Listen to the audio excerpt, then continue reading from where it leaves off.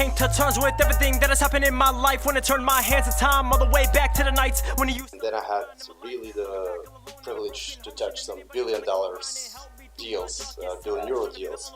Got me to the light. Now we see all the problems that I face. Distrust and hate filling in my lane. Trying to fix all the pain chewing in my brain, but I can't stop with the things that I think all the time. I'm alone every day. I'm at home with a thought in my heart. Got me thinking really hard. The most crucial thing. Maybe I was lucky to have the opportunity to work with very high-ranking executives. The people I work with keep appearing in the lists of the most powerful women in Bulgaria, the most powerful business people in Bulgaria. They get awards. Like dad, I'm feeling ready for the change. Getting the feelings to all go away. Making sure I'm on a new type of wave. Positive thoughts that I convey. Writing the hits and then playing the game. Confidence boost. When you start operating in the billions, then you really having your own financial problems to tackle, and having a startup financial problems to tackle is just a piece of cake. Right. Hello everyone and welcome to the Meet the Leaders podcast. Today we have amazing guest who is expert in finance and in entrepreneurship in general.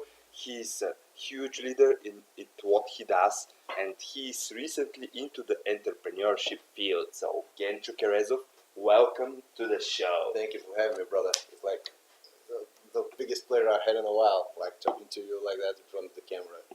Yeah, we will be discussing now what's the entrepreneurship for you, how did you start, and what are you expert at. So, thank you. Let's go. Tell us more about yourself.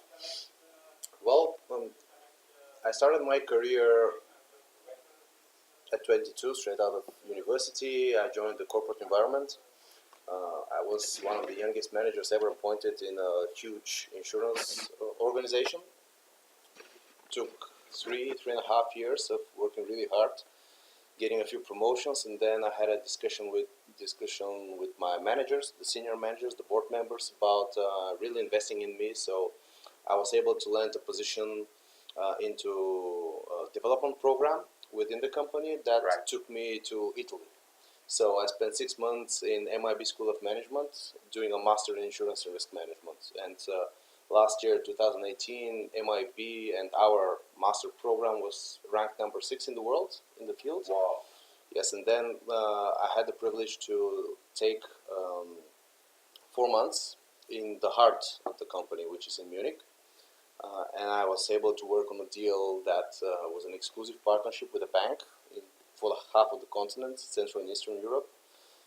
And then I had really the privilege to touch some $1 billion deals, billion euro deals. Since then I came back and kept with the company for a few months, but then I just realized that I wanted to take a different path. So last December we actually parted ways, and since November, December I started really focusing on my entrepreneurial skills. I launched a marketing agency with a friend of mine, of course. With our friend. Yes, right. With our friend. So he's basically the marketing brain behind our business, but my financial and management skills in general are useful for handling and scaling the business that he already had established before.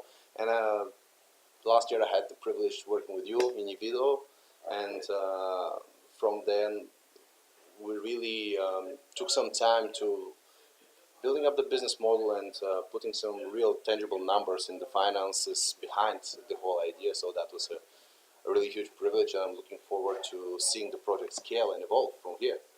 Yeah, and we will be looking forward to see you evolve, because Muro is also a friend of mine and he is brilliant. So it's very nice that you guys got together. Yes, and I'm looking forward to know, how did you develop your curiosity? How did you become a leader in your life? Well, I was very privileged, to be honest. When I grew up, I was 7 years old when I had the chance to start leading people in a way. Me and my cousin actually were the first students of our karate trainer. Right. So you always practiced karate? No, not anymore, but for 12 years, since I was back in my hometown in Starozagora. I didn't know that. Didn't you? No. Okay. I was practicing karate for 8 years. Nice. Actually, I've heard about that. It's the same style. Yeah, Kyokushin, yeah. Kyokushinkai.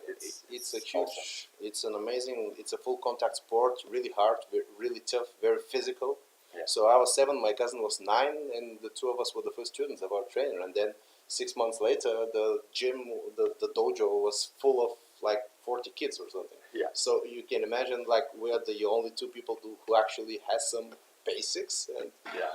at that early age, we had to start taking care of other kids, assisting our coach, started training people, and maybe the really evolved leadership skills started pointing out after I turned 16. When I was 16, I got to be national champion.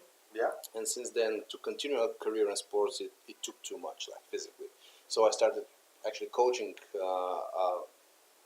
more seriously than I competed, and I had the privilege to put 3 people to national championships. Oh, great. Yes, and so then even at sports, you were actually yes, coaching people. I was exactly I was lucky to have the opportunity to start as early. So I think there is some inherent genetic maybe think about So leadership. it's also DNA.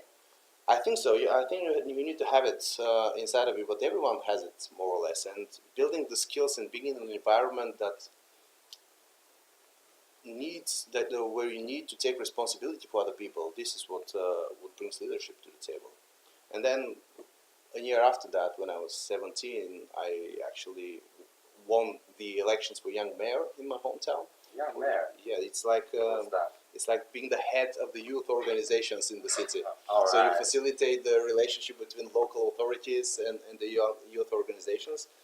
And from there, I was now in a position of leadership, not just intrinsically, but like people look at you as a leader. I had a chance to work with very interesting organizations along the way, international as well. Yeah. And that kind of started my serious path towards leadership. And since then, I have a very hard time not leading.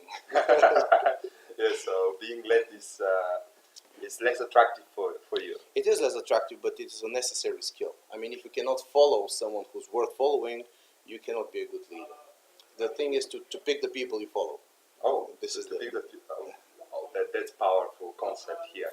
So Yes. to pick the people that you follow, because they will lead you to the right way, right? Exactly. To learn the right skills and So, in order to grow, for me, the best way is through mentors and through leaders. Yeah. The quickest way to establish a skill or to learn a skill is through osmosis, from my perspective. You cannot study a skill as good as you can practice it. So, the most important thing early in people's career, and what was important in my career, is to find places and pick the people you follow. Not necessarily the field, not necessarily the position, but the people you have to follow, and try to figure out what kind of value you can provide to those people, so they are willing to teach you, to train you, and to have you by their side when important decisions are made. so what do you think is the most important skill that you have?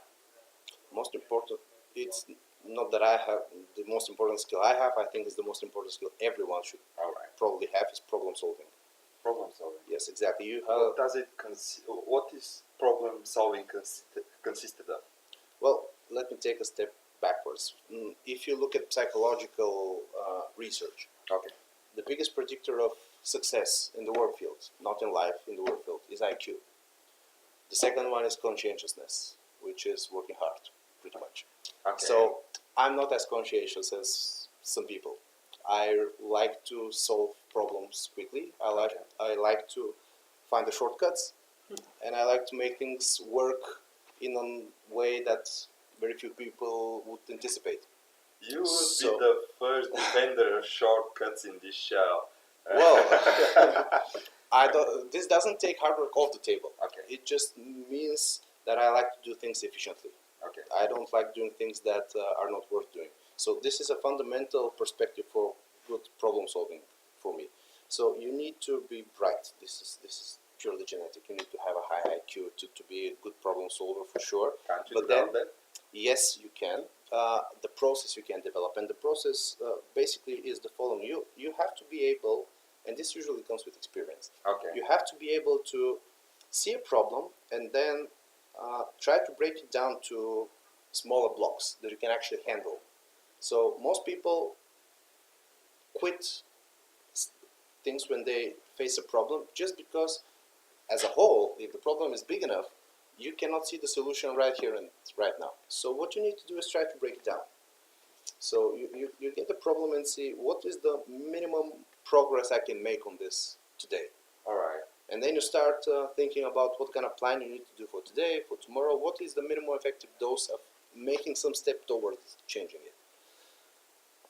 From there, you have to just trust the process that the next step will come out after that. And Job said that you cannot connect the dots looking forward, only looking backward. Yeah. So, for me, the problem solving is being able to break down a problem to a solvable issue right now and right here. Okay. What I do when I solve problems, because as a lawyer, it's all my tasks are solving problems because people come late to their lawyers. This is a great mistake.